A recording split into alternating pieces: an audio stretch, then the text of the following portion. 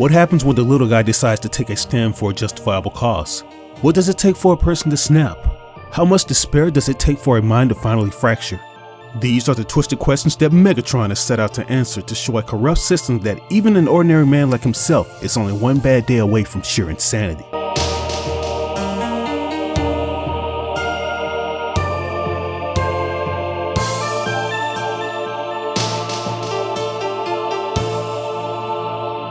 What's going on, everybody? My name is RBG and welcome to my newly introduced segment, the Transformers IDW G1 Continuity. This is something I've been wanting to cover for a while now, and with the positive reception we've been getting from the Transformers movie universe history show, I figure why not up the ante and further explore the lore. And what better way to do so than to go back to the beginning where things were just taking off in their rawest form. But this won't just be a trading of an old story, it'll be an old story with a new coat of paint. What do I mean by this? I'm talking about going back on an epic conquest exploring the history of the Autobots and Decepticons from the Great Generation 1 era in a universe rebuilt from the ground up. I'm talking about a reboot. This is a good move to make because I sense a thick tension in the TF community and I feel there's room for all of us to learn. This is for the G1 fans who look at the rest of the trans fandom as nothing more than low-life mutts who accept anything Hasbro throws on their plate like the Bay films. And the new generation of fans who just can't seem to see the appeal in what the original series has to offer. I want to unify this community because at the end of the day there's room for all of us and there are plenty of good stories that have yet to be discovered by many. As I mentioned earlier, we're going to be tackling the IDW comics because like a lot of series that have been left destitute out in the cold, they've kindly given the Transformers a new home after they were abandoned by Dreamwave Comics. This new wave of comics has been nothing more than a TF fan's dream because they give us an opportunity to see some of our favorite robots get fully fleshed out backstories and character development. Today we'll be going back to the very beginning with the 4-issue miniseries titled Megatron Origins. I figured this would be the perfect spot to jump into our newly rebooted G1 universe and further explore the history of the Great Cybertron War. As usual, I'll be reading the issues dramatically back to the viewer, and I'll also supply my voice acting skills to somewhat mimic voice actors who previously voiced some of the popular characters. Our story kicks off in the distant past. Cybertron is a peaceful but somewhat hostile planet where Energon, their most prominent resource, is on a steady decline. This substance was the preferred fuel of the Transformer race and was most commonly used in its liquid state, which is stored in many different mediums, most famously the Energon Cube. Worker bots were usually tasked with digging up the raw fuel, but they can't seem to get the job done fast enough. One of the cardinal rules during pre-war Cybertron is that the Energon must flow at a consistent rate, so the high-ups of Kaon came up with a simple solution: automate the mines in their jurisdiction so they'd be more profitable. Senator Decimus was tasked with automating mining outpost C-12. Formalities demanded that he travel to the outpost to notify the miners of their imminent unemployment personally. And to that he did, backed up by a large security force in case things were to go awry. Megatron was relocated to mining outpost C-12 and continued to seethe with hate and frustration in his new workplace. His discontent would reach its peak once Decimus arrived with some bad news. Once the senator gets there, he assembles every station worker and says, "As you know, the hub has been facing challenges, and as always, we seek to streamline in every way that we can. You can rest easy. The Senate thanks each and every one of you for your contribution. Your hard work here is at an end. That's right, for all of you, this will be your last cycle working on orbiting mine C-12. Megatron and his fellow worker associates begin ranting in an uproar, drowning out the senator's speech, so he raises his voice saying, "I know this has been a home to many of you. The Senate will help you find new homes and new assignments. The Senate takes care of its people." The miners were pissed at the thought that they were being replaced by second-rate technology. After all, most of the worker bots were constructed cold from the ground. They were made to work. One of the workers decides to take the lead in protest. He yells out, "There's still fuel in this mine. It's not dry. Y'all at the Senate know that, right?" Senator Decimus answers saying, "Oh, that's right. For sure. We've tracked this location and it's absolutely no fault of the mine itself, I assure you." But the protester wasn't buying it. "Then it's automation. Moving in your damn installation and sentinels to get the place running cheap, ain't it?" No, I'll assure you such hearsay. Y'all know how this works. Them greedy parasites are automating mine after mine. Y'all know what I'm talking about." The outspoken miner still wasn't trying to hear it. He knew that the Senate only cared about its own well-being. "None of you are here because of good times," yelled the protester as he clenched his fists. "There's plenty of fuel to go around, and yet most of us are here damn near running on empty. And now you want to kick us out and shake our paws and have us say thank you?" As the miner continues venting, Senator Decimus seeks one of his Autobot guard commanders in an attempt to silence and make an example out of him. The miner continues his rant, unaware of a giant guard raising a hammer over his head. The Senate will take and take until they're told to stop, until they're made to stop. Just as he's about to finish his sentence, Y'all all know it's true. thwack! The back of his head gets bashed in, causing the blue circuits to show. Get back. The guard tells the onlooking rioters as they begin dragging their first victim. The wounded worker cries out, Help! and the guards continue to wail on him with their energon mallets until they completely dismantle him into a puddle of energon and scrap. The miners become even more enraged at the sight of this unjust brutality. They swarm in closer to the senator and his camp. The guard commander steps out in front, proudly beams his Autobot crest and says, For your own protection, can't you people see this? Now get back. Senator Decimus tries to speak to the pissed worker bots. Workers, brothers, now if you'll just stay calm, I'll take us through the terms of the facility redesignation. Clenching his energon pickaxe, Megatron leers at Decimus with his optics burning brighter than ever.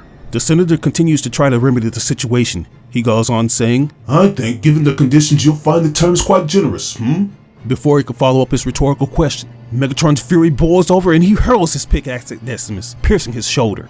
Ugh! The senator yells out in shock. The guard commander tries to give out an order, Deploy the... but Megatron kicks him in the back of the leg, causing the guard to fall.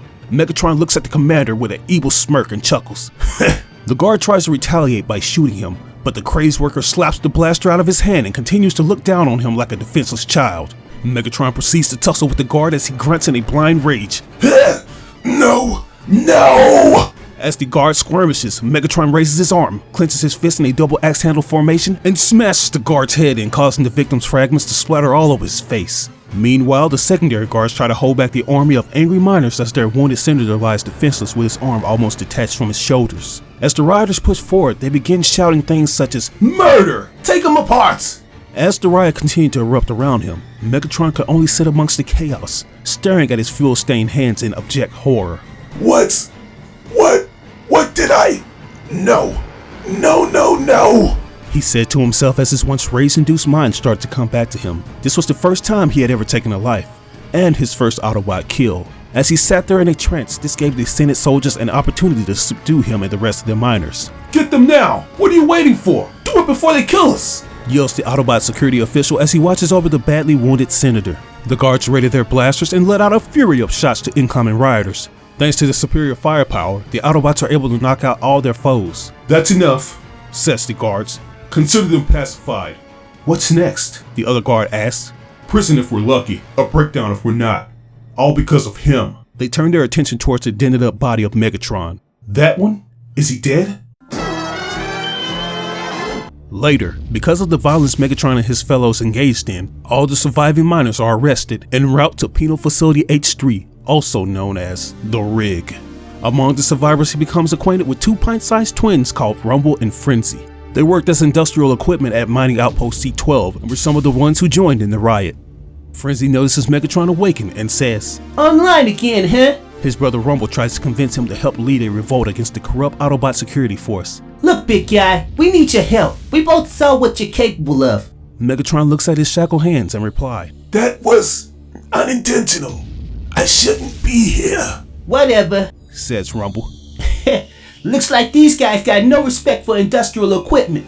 The two little street thugs begin heckling the guard watching the facility. Hey, bozo! The guard responds, What do you want, Squirt? Attention! replies Rumble as he breaks the cuffs on his hands by transforming his arms into these massive pile drivers. He proceeds to pound the guard into the ground. They attack the remaining guards. Rumble plays the role of a decoy and Frenzy sneaks up behind another guard. Where are you going, you little runt? Frenzy mounts up on the guard's shoulder and replies, Behind you? and Megatron joins in on the assault. Shortly after freeing all the other apprehended miners, they take control of the shuttle, then escape to Cybertron to hide on the ground in Kaon. Prowl notifies Sentinel Prime of the incident, who plans to locate the fugitives. Upon assuming office, Sentinel Prime operated out of the Security Services headquarters in Kaon, generally regarded as the worst place on Cybertron. By this point, Sentinel had developed great disdain for the government authority, irritated that they kept telling him how to do things instead of giving him what he asked for. Sentinel Prime, sir. We've just gotten a report of a beta-grade airspace. We've lost contact with a shuttle and another is down. Don't waste my time, Prowl. You know protocol better than anyone, so follow it, replied Sentinel Prime in frustration. He was pissed because he felt his target practice was rudely interrupted by news he deemed uninteresting. Normally I wouldn't intrude, sir, but this involves a life-threatening attack on a senator.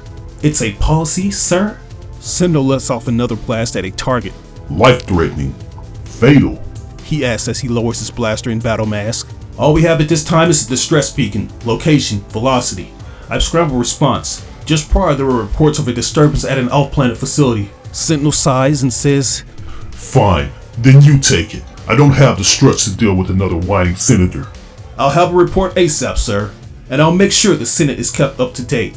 And out of the way, says Sentinel as he continues his target practice. Whatever it is, I'm sure it's nothing compared to down here. After evading law enforcement, Megatron joined a team of underworld gladiators under the tutelage of Clinch. Initially repulsed by killing his opponents, the games eventually turned him more brutal and excessive. One of the less reputable aspects of Cybertron before the Great War was the fact that gladiatorial combat was one of the most popular sports. Though many of these games were officially illegal, they often thrived, with Transformers battling each other to the death. Knowledge of this circled among the government officials, but they tended to turn a blind eye to the blood sport. As Megatron rose to prominence in the arena, his battles were distributed illegally through video recordings. Megatron's opponent screams in agonizing pain as he's impaled by the champion's gladiator sword. And you're done, said Megatron, but his opponent doesn't falter. As the saber protrudes out of his chest cavity, he says, Think so? And slams his giant hammer at Megatron, but to no avail. Dumb scrap. Got no weapon, huh? Megatron stares his opponent down and says, Can always become one. As he transforms into vehicle mode and runs down the wounded contestant, he begins grinding his wheels into the warrior's chest and the crowd goes wild. As he kneels down to his opponent's level to deliver the final blow, he suddenly pauses and stands back up. It's not finished, said the ring announcer Clinch. So finish it. He tosses Megatron an energon-infused hammer. Finish him. For the satisfaction of the ringmaster and the audience, he executes his opponent, as the crowd cheers at the death, chanting, To all or one. Now you know what it takes to be a champion, says Clinch. Megatron removes his helmet, exposing his long metal panels. The crowd cheers even louder. Meanwhile, Senator Ratbat dismisses concerns of his assistant to attend to more important matters. In privacy, he manipulates world events for personal gain, but a report on the underground combat circuit piques his interest. He sends his servant to handle it. Battle after battle, Megatron's star continued to rise through the ranks of the illegal gladiatorial blood sport, and he eventually finds himself fighting alongside Clinch. Circle formation! I said circle formation! Yelled Clinch as he struggled to devise a plan to get him and his team out of the back corner. Beta Bear, get over here, damn it! Beta Bear's toast! What do we do now? Asked Frenzy. Surrounded.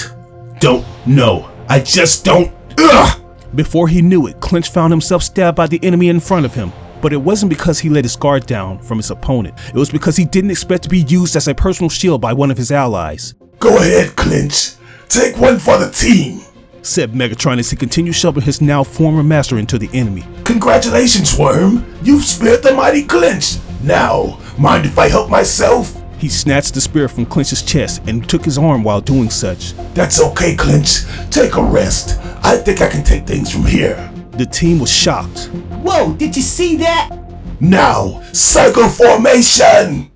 Meanwhile, Prowl shows footage of this recent battle to his team, who are eager to put a stop to the unlawful violence. Sentinel Prime arrives and announces that there have already been several efforts in a plan to catch the rogue gladiators. Attention! Prime on deck, yells Prowl. Sentinel Prime, sir. Be seated. You all know how I work, and you know how serious it is that I'm here, says Sentinel. I don't play games. This is how it's going to go down. I will have 8 tactical recon teams on permanent postings at probable future arena venues. There will be a core strike team codenamed Hammer. It will respond when the net is triggered.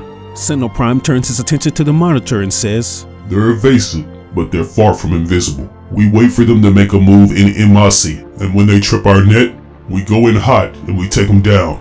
We have video across the city, bulk real-time data processing thanks to the teleclusters. Individual teams will redisperse as designated. Call sign is Panorama. We will crack down on this cult, and that one will hang, he says as he stares at Megatron. Bumper and Fastback stake out a location suspected to be the grounds for the next session of murders. They witness the arrival of the Constructicons who begin to assemble the Knight's arena, which includes tossing a body to drown in hot metal. Megatron arrives on the scene shortly after, where he was given an offer by a rather peculiar salesman. Either Constructicons are behind or my information is wrong. Your destination, Megatron, says a weird voice. Megatron looks around and says, It is. Then I have a proposal for you. Technology, weaponry, the means to modify yourself to incorporate those technologies, and the information to apply those tools. Enough! Show yourself! The mystery voice emerges from the shadows. He transforms from his alt mode and says, As you wish. My destination, Soundwave. Before inquiry is made, arena location revealed in advance in direct relation to financial offering. Megatron shakes his head in disappointment and says, Bribes? I see the arena is party kept secret shortly before the games begin. And what price do you ask for these mighty gifts? Only that you use them as you see fit.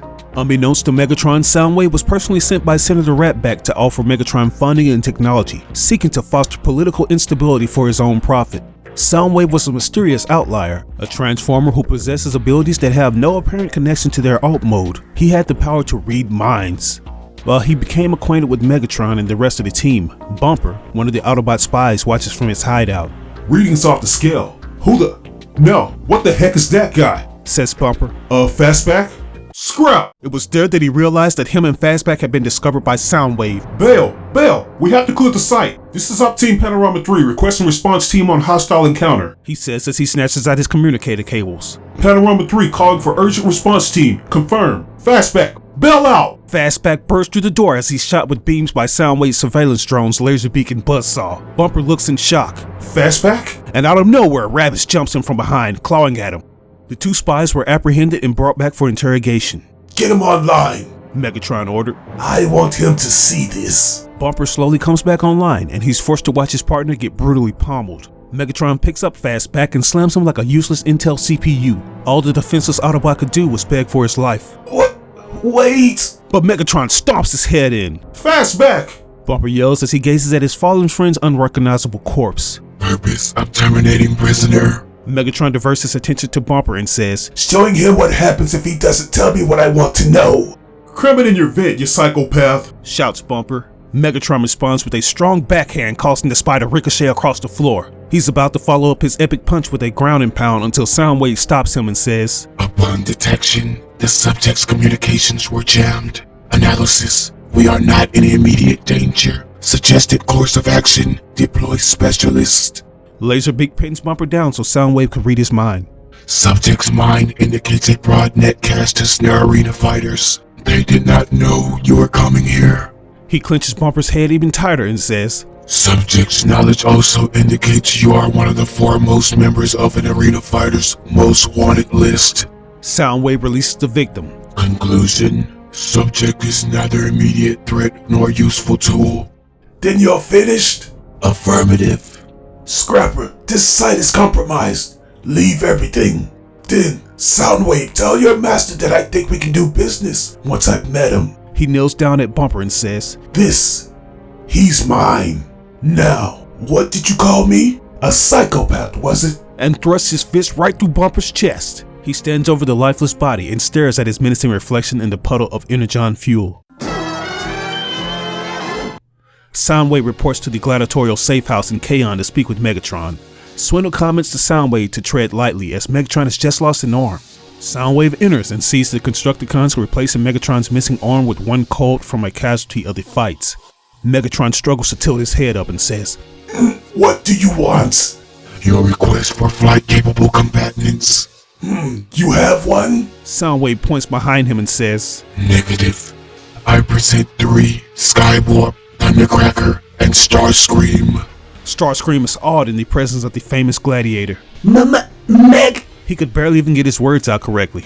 He kneels down and says, Megatron! I pledge my undying allegiance! Megatron begins sizing up the 3 words and asks, You can fly? Beyond 3 times the speed of sound, all of us. Can I just say that I am honored? We are honored by the opportunity to join you in this arena, to fight by your... The arena? No, I have something much better in mind for you and yours. Don't look so disappointed. You will wear my badge, and you will kill for me. In this time of change, we must all be flexible. Megatron asks as his newly acquired hand transforms into an energon mace. He turns the Seekers over to Hook for modifications. Meanwhile, the Cybertron security force holds a funeral for Fastback and Bumper, with many mourners in attendance. and Sentinel Prime gives the eulogy. He turns to his fellow Autobots and says, "Words fall short of the mark. Losing one of our own is never easy. This is a great loss, but this is no tragedy." He gets emotional, and his piercing blue optics begin to flicker as the saddened Autobots notice the genuine conviction in his voice. Loss of life is only a tragedy if it's with purpose. Some say that we may not see this purpose immediately, but that it will present itself in time. To me, this tragedy offers an immediate, startling purpose. A crystal clarity. I am the only head of the security forces. I do not make policy. Together, we simply enforce law. The difference now is that these outlaws have our attention. The only question unanswered is, what do we do with it? Sentinel Prime emphasizes that the death of his fallen comrade should serve as a call to action, and that to give them meaning, he will bring the outlaws to justice. Later on, a parade is held for the unveiling of a new statue of Senator Decimus alongside other famous Cybertronians. "What an honor it is to be recognized in this unique way," said Senator Decimus. "What a distinction for the House of Decimus." As soon as he finishes up his self-absorbed speech, the Seekers disrupt the festivities.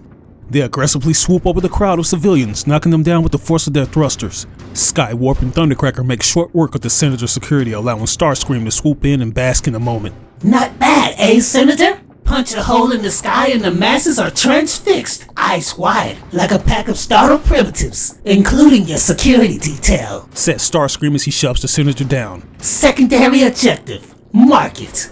"But why?" "Oh, Senator, if I told you, I'd have to kill you." The Seekers successfully abduct Decimus.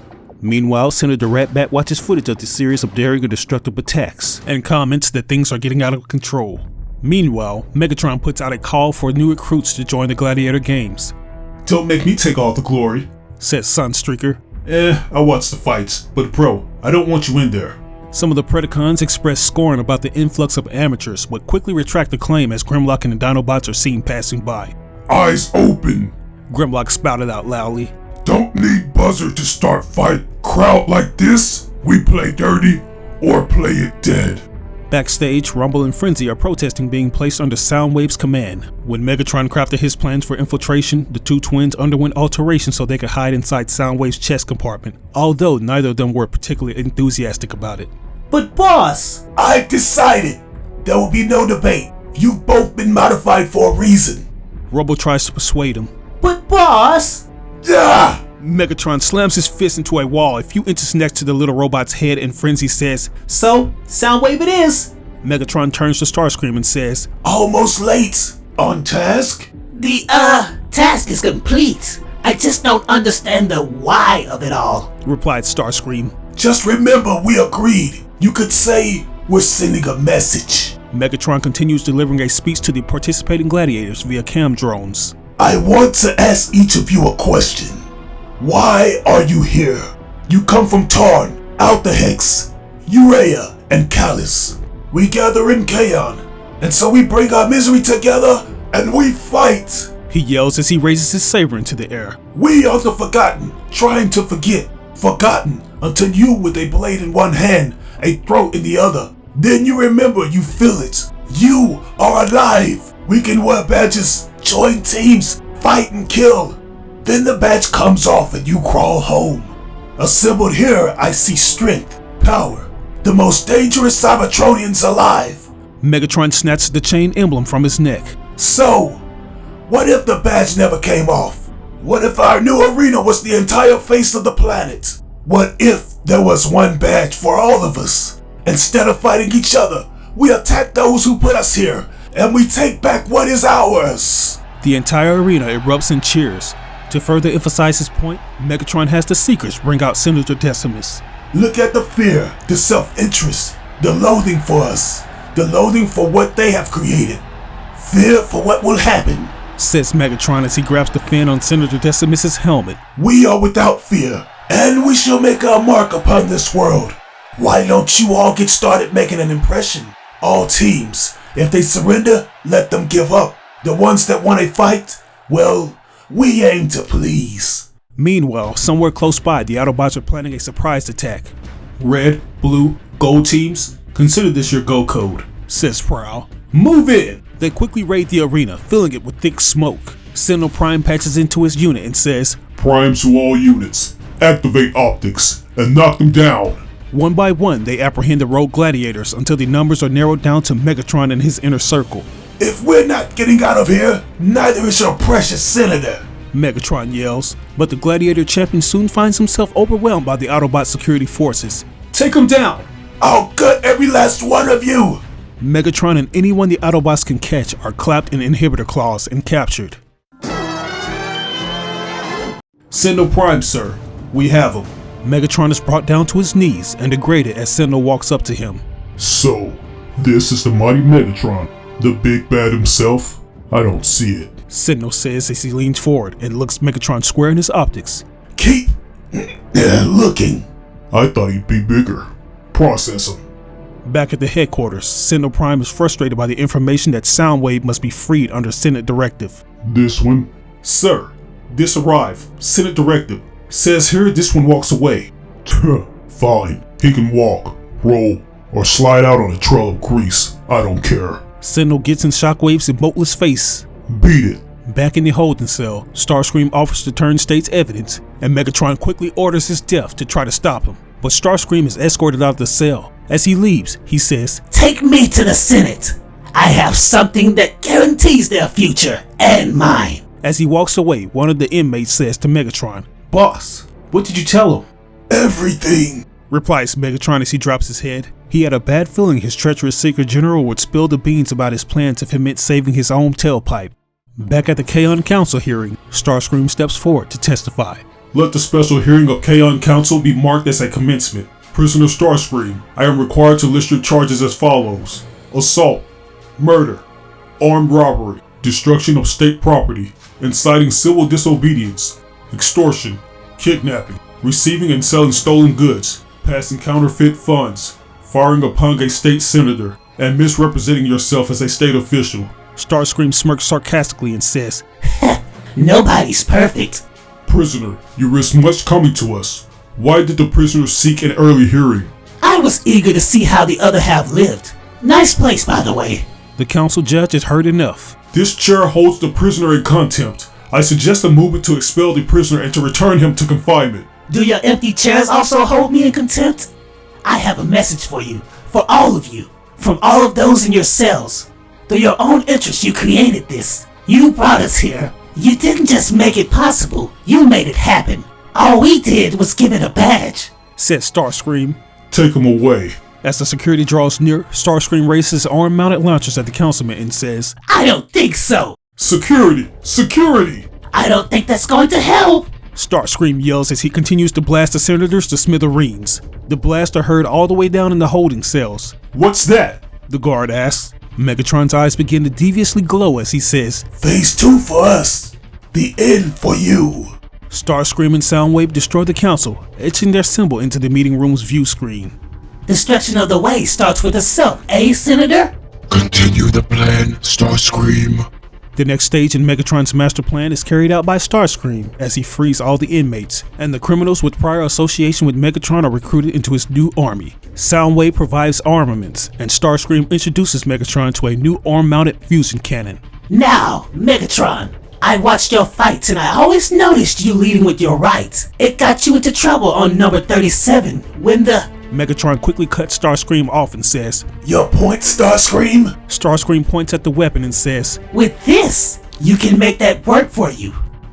Something to make sure that a fair fight is the other guy's problem, replies Megatron as he picks up his newly acquired perk. He wastes no time testing it out as he uses it to make a personal exit out of the building. Megatron, we await your command. Fall on them as predators do prey. Show no mercy. Everything, all of this, burns, replies Megatron as he clenches his fist.